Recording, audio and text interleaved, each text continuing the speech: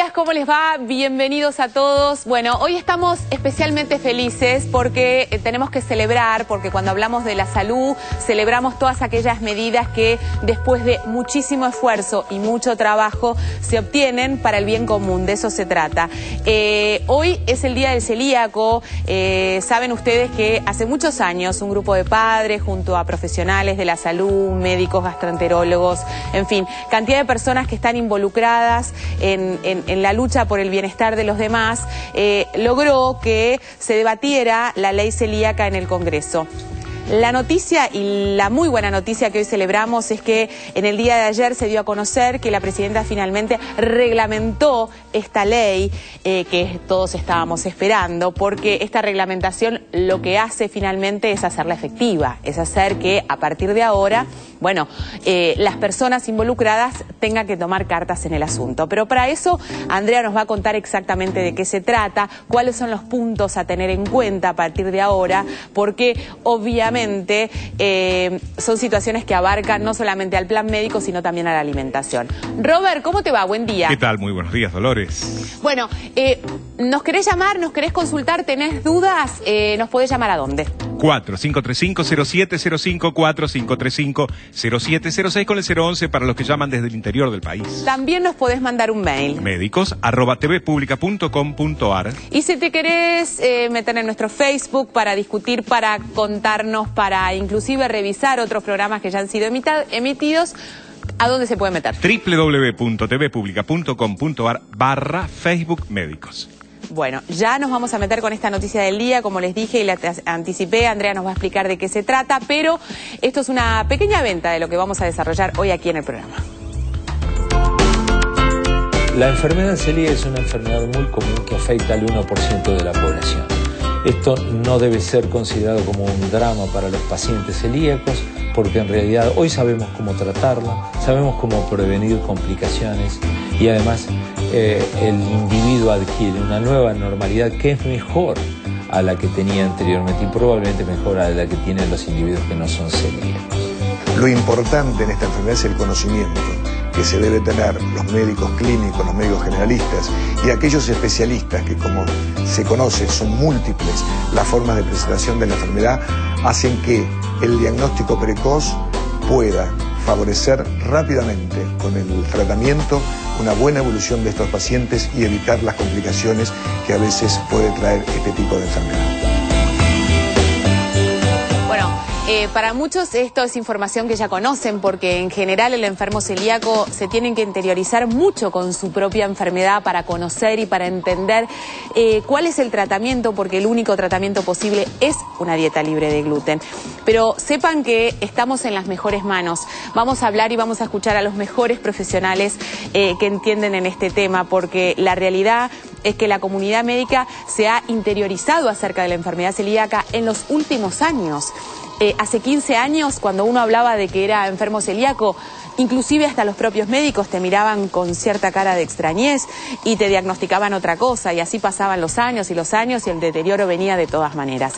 Pero iniciamos el programa diciendo que hoy celebrábamos la buena noticia de que finalmente esta ley se reglamentó, y Andrea, la doctora Casi, nos va a contar de qué se trata, por qué es tan importante. Andrea, buen día. Hola, buen día, Dolores, buenos días a todos. Sí, es cierto, vamos a compartir con ustedes una excelente noticia. Todas las necesidades de los celíacos a partir de ayer se convirtieron en derechos porque la presidenta reglamentó la ley 26.588, que contempla a todo lo inherente a la enfermedad celíaca. ¿Qué significa esto? Que bueno, están incluidos en el PMO, que es el plan médico obligatorio, accediendo a todo lo necesario y a todo lo que hace al diagnóstico, a la promoción, al tratamiento y al seguimiento de estos pacientes, todo absolutamente gratuito. Hasta entonces había muchos inconvenientes con algunos procedimientos y recursos que se necesitaba para llegar al diagnóstico y para poder tratar a estos pacientes. Ahora esto no tiene que pasar.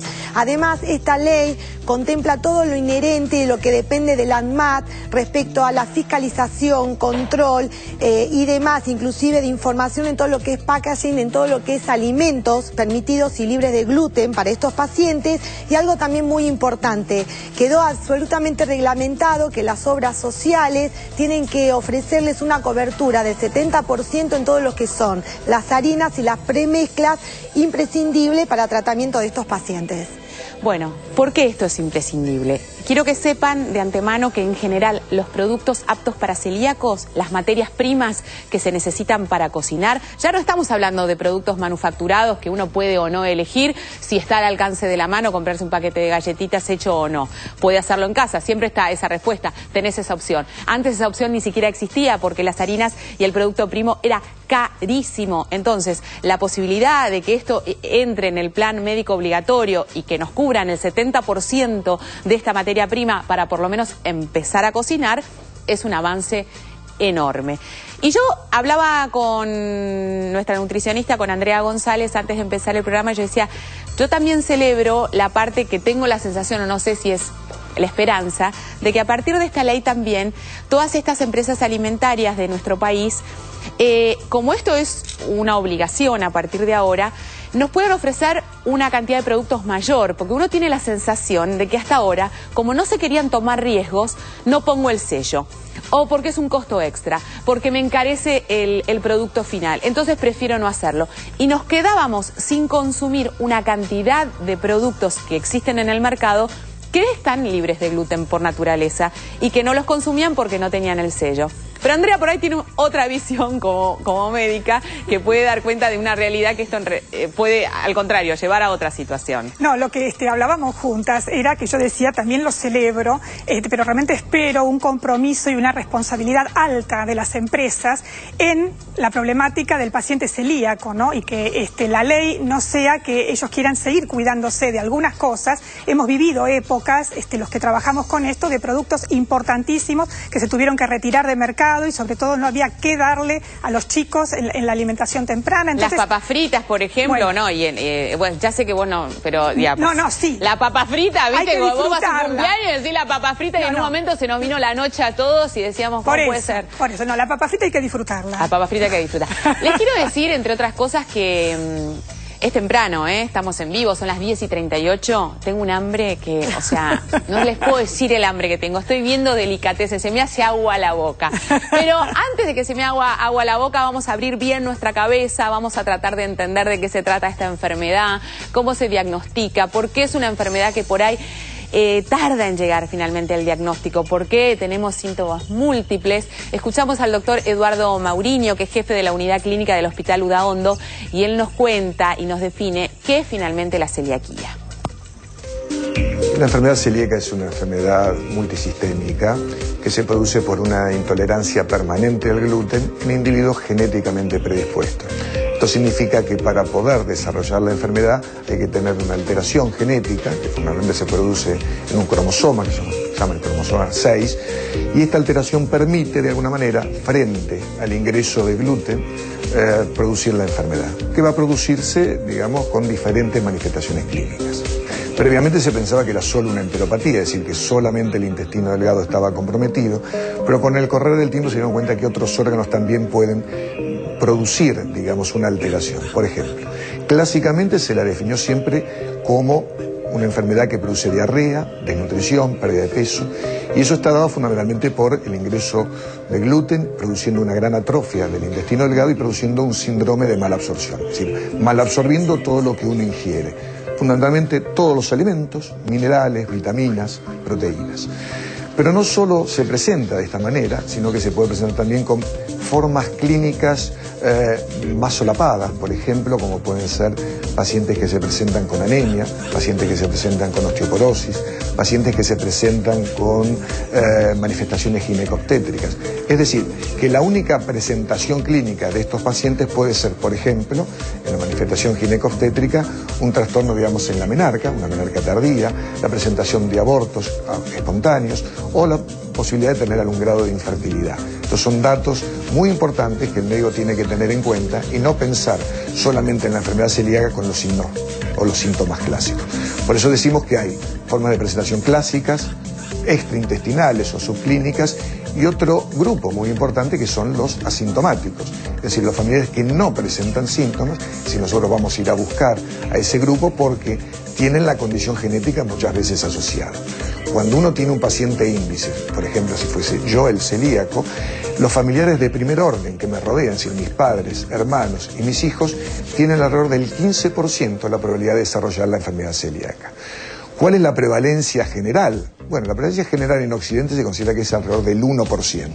Es decir, que estamos viendo que acá es casi 15 veces mayor que lo que puede producir la población general. Y así tenemos otros grupos de alto riesgo que también tienen una prevalencia mayor de la enfermedad a punto de partida de algunas condiciones genéticas que hacen que esa misma alteración comparta otras enfermedades y otras formas de presentación de alguna manera subclínica. Estos grupos de alto riesgo son, por ejemplo, la diabetes sobre todo de tipo 1, es decir, la diabetes que se presenta en los niños, está emparentada en un alto porcentaje con la enfermedad celíaca. ¿Por qué? Porque tiene la misma alteración genética, o en un lugar la misma alteración genética que produce todos estos defectos autoinmunes. Bueno, y esta es la primera pregunta que uno se hace, lo que nos estaba contando el doctor. ¿Tengo riesgo, no tengo riesgo? Si mi mamá es, si mi papá es, si mi hermana es. ¿Por qué soy si no tengo ningún familiar celíaco alrededor? Ya vamos a escuchar atentamente el testimonio de una invitada que tenemos el honor de tener hoy, que nos va a enseñar a comer también y a cocinar, porque Andrea nos pone y nos señala esto sí, esto no. Ella nos va a decir, bueno, ¿cómo hacemos para meter mano en la masa y obtener algo que nos guste? Ella es Silvina Rumi, que es mamá dedicada a la cocina celíaca, tiene 4 hijos celíacos y no tiene nadie alrededor con la enfermedad. Por eso hay que estar atento a lo que decía el doctor. Y antes de que Andrea empiece a hablar, decirles que es muy importante no rendirse frente a la posibilidad de que esta enfermedad esté latente, que es mucho más importante ir por el diagnóstico y saber que no la tenemos o sí la tenemos, que seguir dudando en la vida, porque en el mientras tanto perdemos salud, perdemos calidad de vida, y eso es algo que por ahí no lo tenemos en cuenta, porque muchos celíacos no tenemos síntomas y no nos damos cuenta del daño real que sigue existiendo por más de que los síntomas no estén, Andrea, ¿no? No, es absolutamente necesario, es absolutamente necesario, y por eso hoy realmente se está hablando en la comunidad científica de un proceso terapéutico. Sabemos que la enfermedad celíaca no es un tratamiento puntual, es una enfermedad crónica, y entonces el tratamiento con médicos especialistas, que hoy tienen los mejores, ¿sí? Nutricionistas también especialistas, entonces hay que seguirlo de cerca, porque vos mejor que nadie sabe que necesitan el consejo oportuno, porque muchas veces nosotros cuando recibimos pacientes de muchos años de diagnosticados que creen estar haciendo dieta libre de gluten, empezamos a hacer las nutricionistas la encuesta de adherencia y detectamos que, como vamos a ver después, la luz roja se sabe perfecta, la luz verde se sabe perfecta, y en la inflexión de la luz amarilla hay algo que está filtrando, y también vamos a compartir como pequeñísimas, muy pequeñas cantidades de gluten siguen manteniendo el gatillo inmunológico. Bueno, antes de empezar a describir cuáles son estos riesgos y estos beneficios, ¿por qué es tan importante esta mesa? Porque el único tratamiento posible para la enfermedad celíaca es ¿qué? Es la dieta libre de gluten, es la base del tratamiento, es el tratamiento básico. Creo que una característica fundamental de esta enfermedad es que el tratamiento no pasa por tomar una pastilla, digamos, para que la gente también sea esperanzada, que hay estudios iniciados y que, por supuesto... Mis hijos también... todos los días me preguntan, mamá, ya la pastilla esa que viene de Italia llegó, así te puedes comer un pan con nosotros, te juro. Entonces eso está en camino, y también ojalá celebremos otro día también eso, como hoy estamos celebrando la ley, pero por el momento la dieta libre de gluten es la base del tratamiento. Y en esta base del tratamiento lo principal es saber en qué alimentos está esta sustancia que resulta tóxica para estos pacientes celíacos. ¿Qué es el gluten? Ah, qué bueno. A mí me encanta decir eso. Por eso, porque cuando yo lo explico no lo sé. Yo lo explico no sé, a los tumbos. Porque vos sabés que nosotros en enfermedad celíaca, pues algo internacional, se habla de gluten, pero en realidad el gluten no está en esos granos de cereales que sí son tóxicos. Porque el gluten recién se forma cuando se amasa una harina. Cuando a una harina se la amasa, se la hidrata, se le agrega agua, o sea que y yo se puedo la amasa, comer un grano así puro y no me pasa nada. No, claro que te pasa. Ah.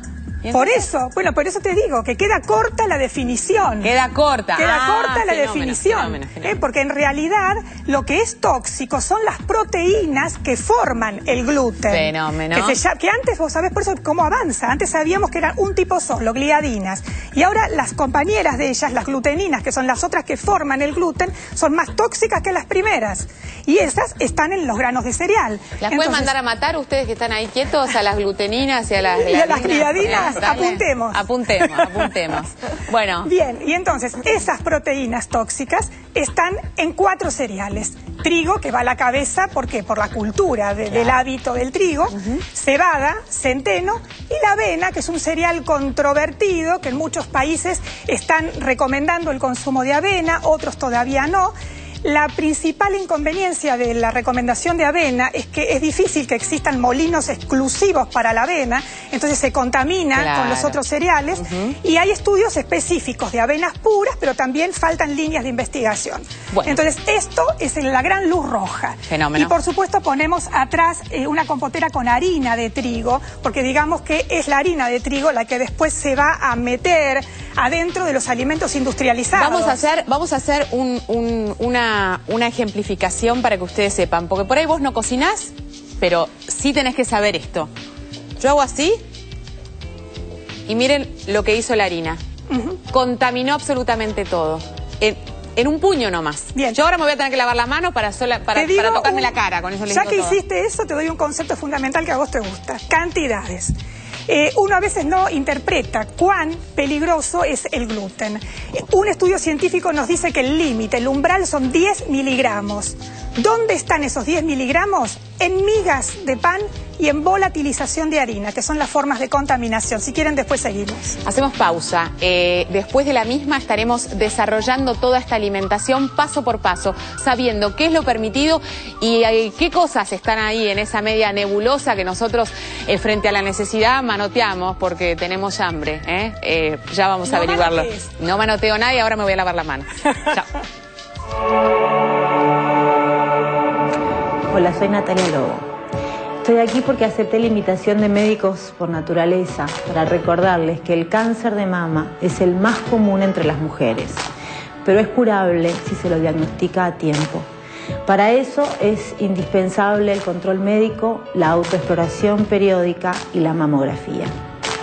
Recuerda que con solo 2 minutos de autoexploración podés salvar toda tu vida.